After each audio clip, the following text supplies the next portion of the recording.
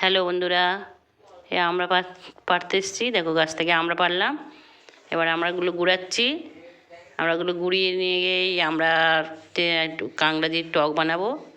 আমড়াটা গুঁড়িয়ে নিয়ে এবার চলে যাচ্ছি।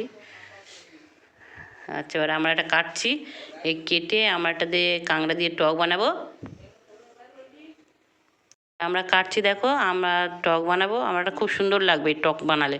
আমরা দিয়ে কাঁকড়া দিয়ে টক বানালে তো খুব সুন্দর লাগবে খেতে। আমড়াগুলি ভালো করে আমি সিদ্ধ করে নিয়েছি। এবার ওই ইয়ে করেছি টকটা। এবার এই কড়াটা বসালাম, কড়াটা বসিয়ে ফোড়ন দিলাম। ফোড়ন দিয়েছি, দিয়ে এবার এই কাঁকড়াটা দেবো।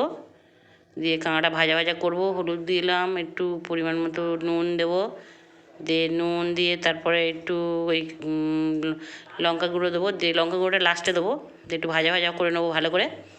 ভাজা ভাজা করে নিয়ে তারপর একটু লাস্টে লঙ্কা দেবো। লঙ্কা দিয়ে তারপরে দেবো ওই যে আমড়াটা যে মাখিয়ে রেখেছিলাম, এবার লঙ্কাটা দিয়ে এবার লঙ্কা দিয়ে দিলাম।